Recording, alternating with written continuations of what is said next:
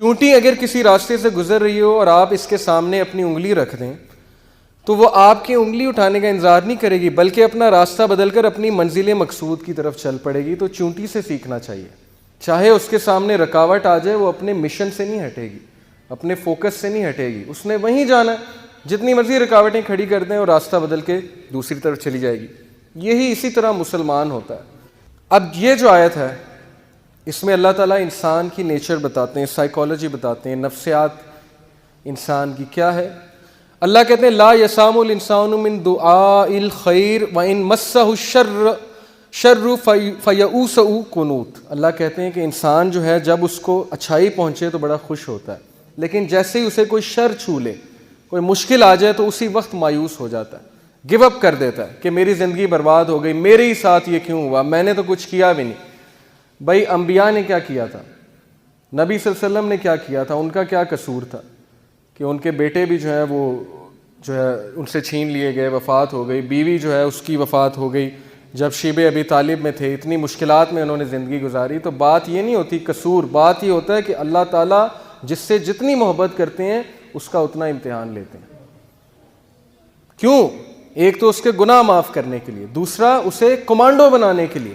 Commando کی training سخت ہے، سولجر کی ٹریننگ آسان ہے۔ جس سے جتنا بڑا کام لینا ہے اس کو اتنی مشکل میں ڈالنا ہے، اسے کھلے میدان میں چھوڑ دینا کہ چلو مقابلہ کرو، سیکھو، تم نے سکھانا ہے، لوگوں کو سکھانا ہے آگے جا کے۔ جب تک تمہیں خود نہیں پتا ہوگا غم کیا ہوتا ہے، تم لوگوں کو کیا سکھاؤ گے کہ غم کیا ہوتا ہے؟ تو اس لیے یہ چیز مایوس ہونے والی نہیں ہے، یہ خوشخبریاں ہیں۔ صحابہ پہ مشکل نہیں آتی تھی، پریشان ہو جاتے تھے کہیں اللہ تو نہیں ناراض، بیمار نہیں ہوتے تھے، پریشان ہو جاتے تھے کہیں اللہ تو نہیں ناراض۔ لیکن ہم بالکل الٹ، تھوڑی سی مشکل آئی اسی وقت ہمت ہار کے بیٹھ گئے، اللہ سے شکایت، اللہ سے شکوے شروع اور اللہ سے ناراضگیاں شروع، نمازیں بھی کم کرنا شروع کر دیں۔ جبکہ سورہ انبیاء میں اللہ انبیاء کی ایک کوالٹی بتاتے ہیں، یہ بھی سکسیسفل لوگوں کی کامیابی ہے کہ جب ان پہ مشکل آتی ہے وہ مزید پکے ہو جاتے ہیں عبادات میں۔ یہ ہے سکسیسفل لوگ۔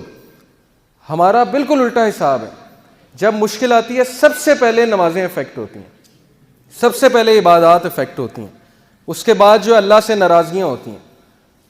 ایک ہوتا ہے ایکٹیو شکوہ۔ ایکٹیو شکوہ کیا ہے؟ منہ سے یہ کہنا کہ بس اللہ نے میرے ساتھ یہ کیوں کیا۔ ایک پیسو شکوہ ہے۔ پیسو شکوہ چھپا ہوا شکوہ۔ چھپا ہوا شکوہ کیا ہے؟ گناہ کرنا اور سوچنا کہ میں اللہ کو یہ گناہ کر کے نا میں اللہ سے مقابلہ لگا رہا ہوں۔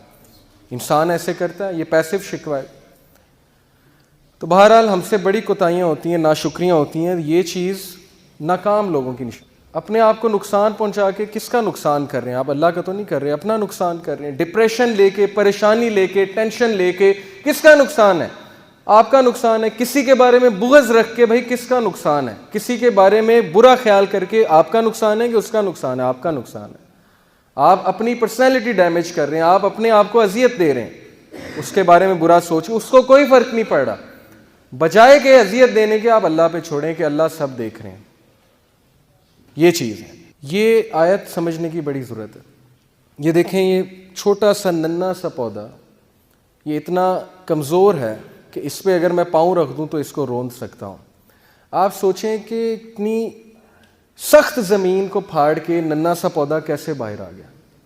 اللہ مثالیں پیش کرتے ہیں، اللہ کہتے ہیں کون ہے جس نے بیج میں سے اس پودے کو نکال کے سخت زمین سے نکال کے ابھارا؟ کون ہے؟ اللہ۔ تو ہم کمزور ہیں، انسان کمزور ہے، اس ننھے پودے کی مانند ہے، لیکن مشکلات سے، سخت زمین سے کون پھاڑ کے نکالے گا انسان کو بھی؟ اللہ۔ یہ مثالوں سوچنا چاہیے۔ اللہ نے مثالیں ایسے ہی نہیں دیں کہ پہچانو مجھے میں کون ہوں۔ اس ننھے سے پودے کو نکال دیا اتنی سخت زمین سے پھاڑ کے، اور یہ زمین کا سینہ چیر کے پھاڑ کے نکل آیا، تو میں تمہیں بھی مشکل سے نکالوں گا، تمہیں بھی برے حالات سے میں نکالوں گا بالکل اسی طرح، لیکن میرے اوپر توکل کرو، مجھے پہچانو میں ہوں کون، سے مدد مانگو، لوگوں کے پاس مت جاؤ۔ اللہ کہتے ہیں کہ کون ہے جو بنجر زمین کو زندگی دیتا ہے؟ کیسے دیتا ہے؟ بارش برسا کے۔ بنجر زمین، ڈیڈ ارتھ، مردہ زمین کو اللہ زندگی دیتا ہے۔ تو کیا اللہ آپ کے مردہ حالات کو زندہ نہیں کر سکتا؟ کیا اللہ آپ کے مردہ ریلیشن شپس کو زندہ نہیں کر سکتا؟ کیا اللہ آپ کے وہ چیزیں جو بالکل ختم ہوتی نظر آ رہی ہیں ان کو دوبارہ زندگی نہیں دے سکتا؟ دے سکتا ہے لیکن مدد مانگنے کی ضرورت, ادھر جانے کی ضرورت ہے. یہ آپ دیکھیے, یہ ایک کیون کارٹر ایک فوٹوگرافر تھا ساؤتھ افریقہ کا, اس نے 1993 میں پکچر کھینچی تھی افریقہ میں. یہ بچہ مرنے جا رہا ہے, افریقہ میں آپ کو پتہ ہے غربت کتنی ہے, بیماریاں کتنی ہیں, کھانے پینے کو کچھ نہیں ہوتا ہے, بچہ مرنے جا رہا ہے اور وہ جو گدھ ہے وہ اس کا ویٹ کر رہی ہے کب یہ مرے گا اور کب میں اسے کھاؤں گا. اس نے یہ فوٹوگراف کھینچی اور اگلے سال فرانس میں ایک کمپٹیشن ہوا 100 موسٹ انفلوئنشل فوٹوگرافس کا, اور اس میں اس کو پہلا انعام ملا کیون کارٹر کو. لیکن 4 مہینے بعد اس نے خودکشی کر لی کیون کارٹر نے, ڈپریشن کی وجہ سے. اس کے مائنڈ سے سین ہی نہیں جاتا تھا کہ یار دیکھو یہ بچہ اب مر رہا ہے, اس کے پاس کھانے کو نہیں ہے, گھاس کھا رہا ہے, اور وہ وہاں پہ بیٹھا ہے کہ کب مرے گا تو میں اس کو کھاؤں گا. اس وجہ سے اس کے مائنڈ سے چیز نہیں جاتی تھی, اس نے خودکشی کر لی. دکھانے کا مقصد یہ ہے کہ ہم کتنی ناشکری کرتے ہیں.